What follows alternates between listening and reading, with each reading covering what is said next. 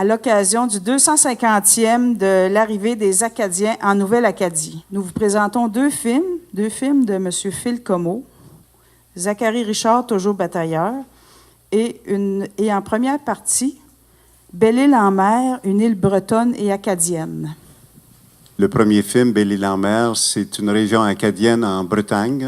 C'est une île pas loin des côtes de la Bretagne, pas loin de la ville de Lorient. L'an passé, quand on est allé là, l'été passé, ils étaient en train de fêter leur 250e anniversaire de leur arrivée. Ils sont arrivés un an avant vos ancêtres à leur terre promise. Et en même temps, ça va amener des Acadiens d'un peu partout. Il y a des Acadiens du Nouveau-Brunswick, la Nouvelle-Écosse, la Louisiane. Il y avait des Acadiens du Québec aussi qui sont allés pour fêter avec eux. C'est un très beau coin. Moi, j'étais allé 3 fois avant de tourner le film, puis à chaque fois que j'y vais, tu te sens comme ici, tu te sens comme en Acadie. Partout ici, il y a des Acadiens, tu te sens chez vous.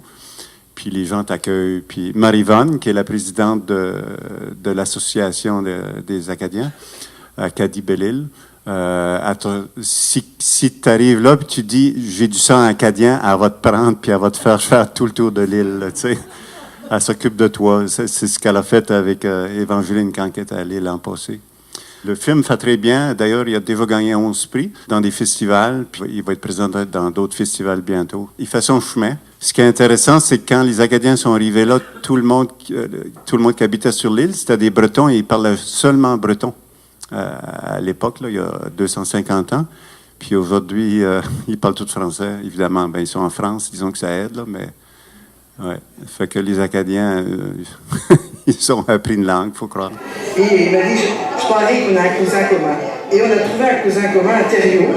Et nous sommes allés étant jeunes en Acadie. Et ensuite, beaucoup plus tard, avec mon mari, nous sommes retournés en 2013. L'accent, il ne reste pas grand-chose de l'accent acadien à cause du système éducationnel en France. Là,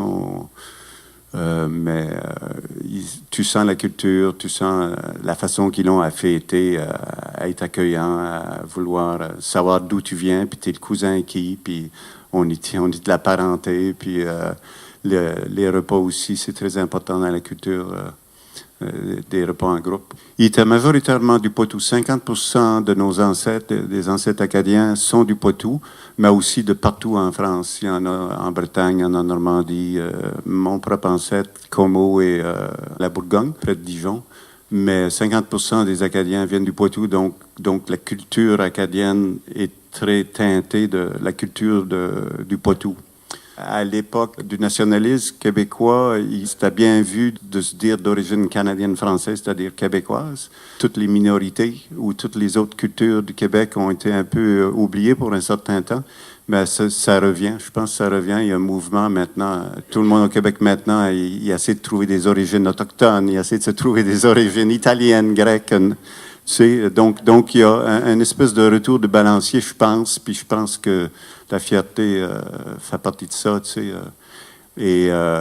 Quand j'ai sorti Les Acadiens du Québec, là, il y a 7 ans, je crois, ça fait 17 ans peut-être, les généalogistes se sont mis à travailler doublement fort au Québec, donc il y a un certain réveil qui se fait, il y a un certain retour à nos origines, donc je pense que c'est positif dans ce sens-là.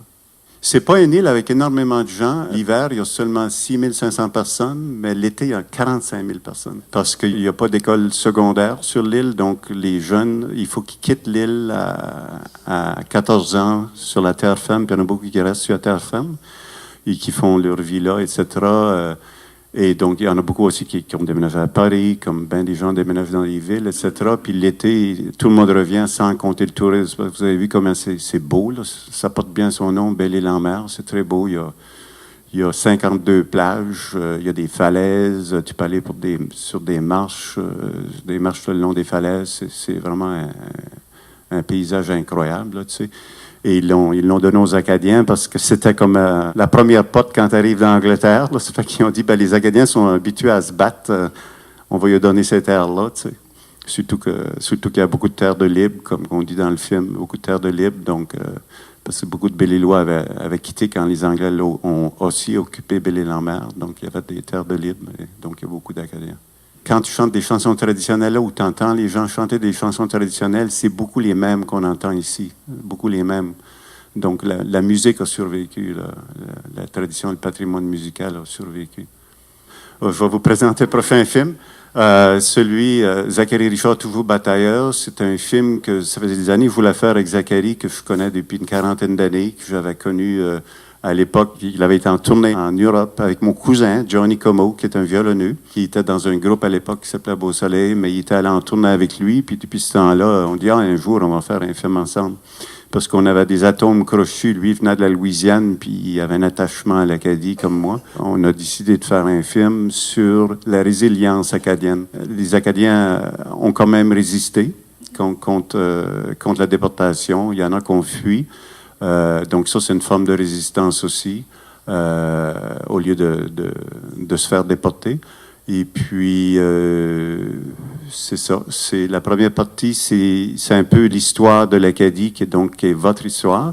On suit la famille des Richard, qui est du bord de son père, puis la famille des Boudreau, du bord de sa mère. Donc, on suit 2 lignes, puis vous allez voir que beaucoup d'endroits où ils ont eu à se déplacer pendant les années noires, que c'est beaucoup d'endroits aussi ce que vos ancêtres ont passé avant de venir au Québec, ceux qui sont venus, qui ont fait la fuite. Et donc, la deuxième partie, c'est en Louisiane. Après avoir fait le tour de l'Acadie, on est allé en Louisiane, on voulait découvrir c'était où le sentiment d'appartenance, justement, des Acadiens en Louisiane, qu'on appelle des Cadiens, qui vient du mot acadien. Donc, je vous souhaite un bon visionnement.